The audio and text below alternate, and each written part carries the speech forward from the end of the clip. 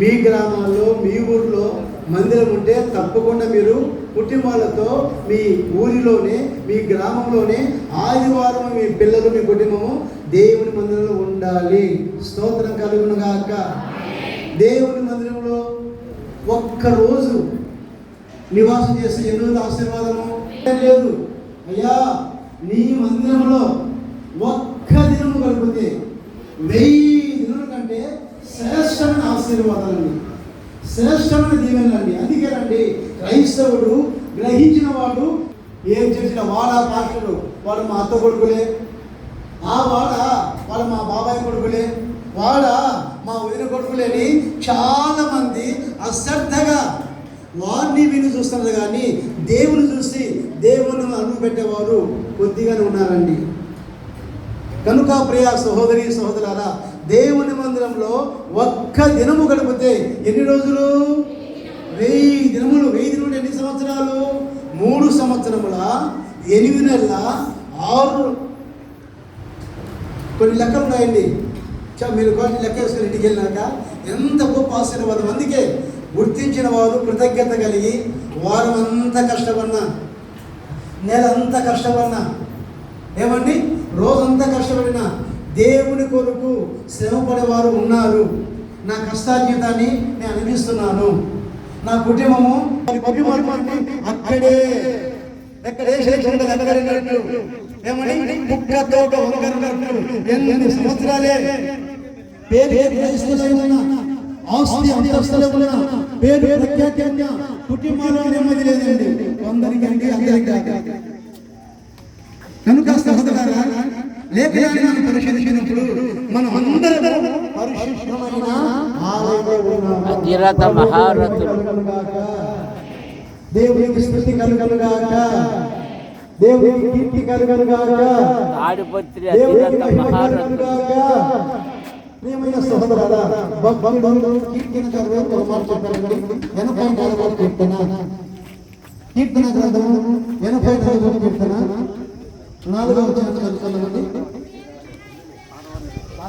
నీ మందిరమును నివసించువారు దేవుని స్తోత్రం కలుగునుగాక.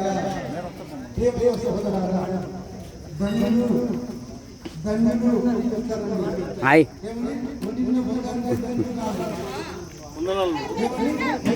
ఇటు దిప్పు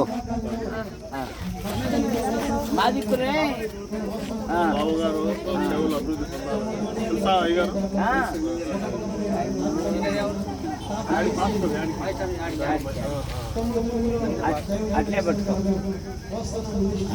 థ్యాంక్స్ అయ్యా. నీకు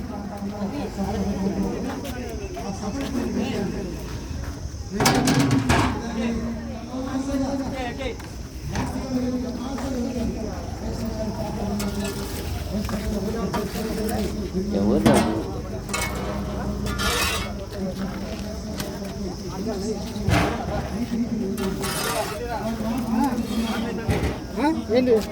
రోజు వెళ్ళాను, నాకేం అర్థం కాలేదు.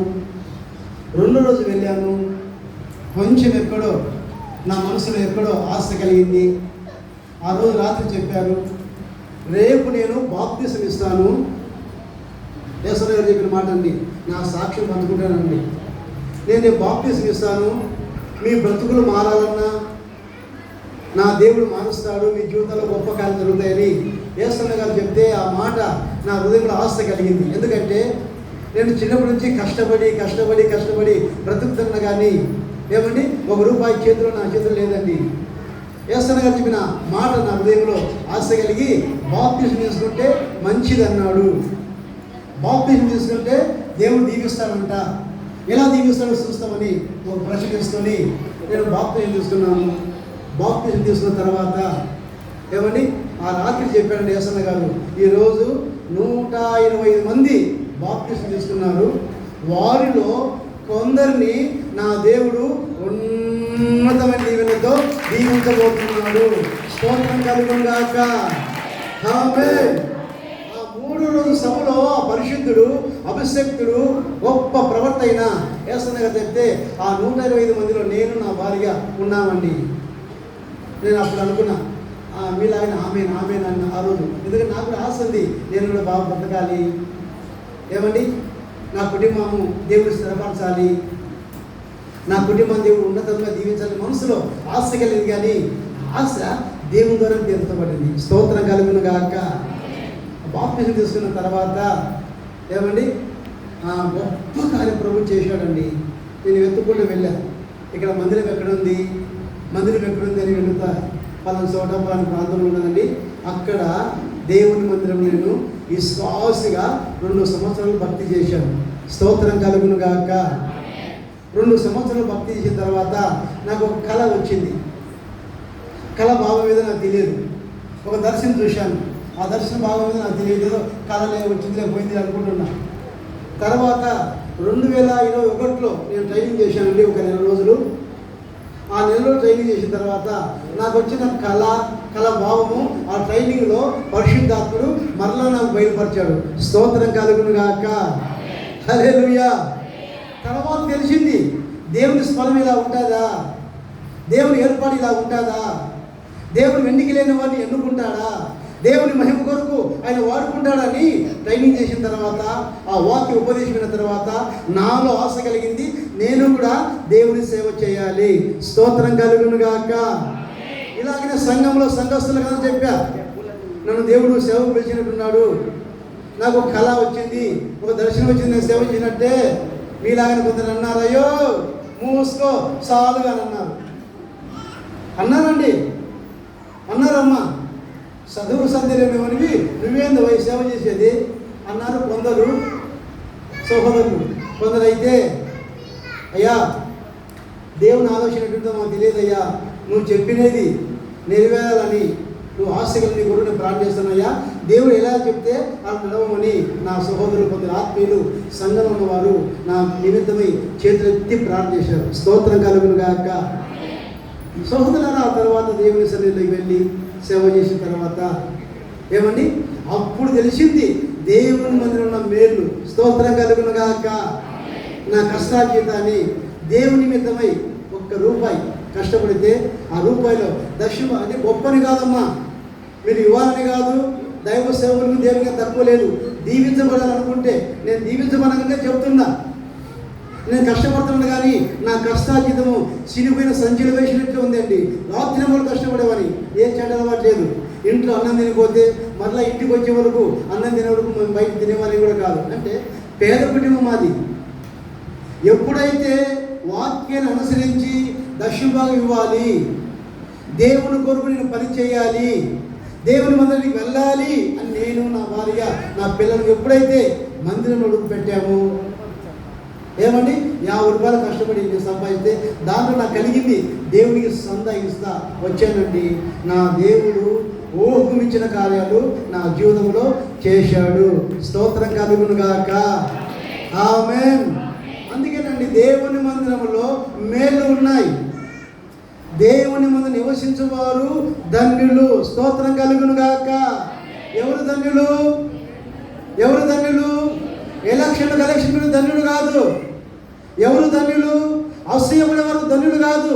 దేవుని కొరకు పనిచేసేవారు, దేవుని నిమిత్తమై కష్టపడేవారు, దేవుడు ఉన్నాడని విశ్వసించిన వారు ధన్యులు. అదే ఇప్పుడు మనం చదివాం కదా కీర్తన గ్రంథము 84:4వ వచనంలో ఏమున్నదమ్మా?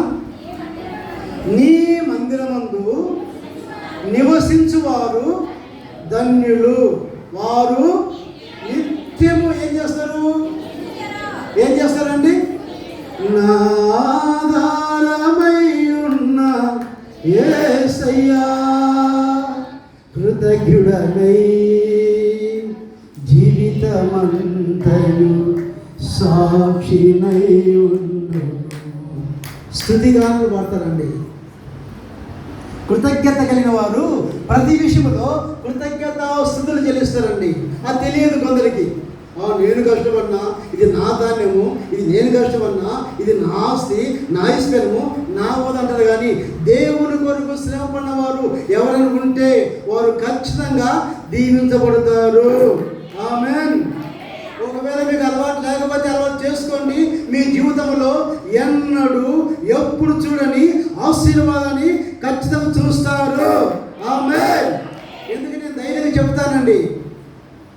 నేను దీవించబడిన కనుక, దేవుని కొరకు నేను గుప్పెలిప్పాను కనుక నేను ఈరోజు విస్తారణ పంట కోసుకుంటున్నా. స్తోత్రం కలుగును గాక. ఎవరినో కించపరచాలని కాదు, ఎవరినో బాధపడాలని కాదండి. ఎందుకంటే దేవుని మందిరంలో ఒక్క రోజు ఉంటే ఎన్ని దినముల ఆశీర్వాదము? 1000 దినములు. 1000 దినం అంటే ఎన్ని రోజులు? ఇంటికి వెళ్ళిన తర్వాత లెక్క చేసుకోండి, తర్వాత మీకు అర్థమవుతుంది. ఆశీర్వాదము మీరు మీ పిల్లలు అనుభవించునుగాక. ఆమేన్. స్తుతి. చూడండి, యేసు ప్రభు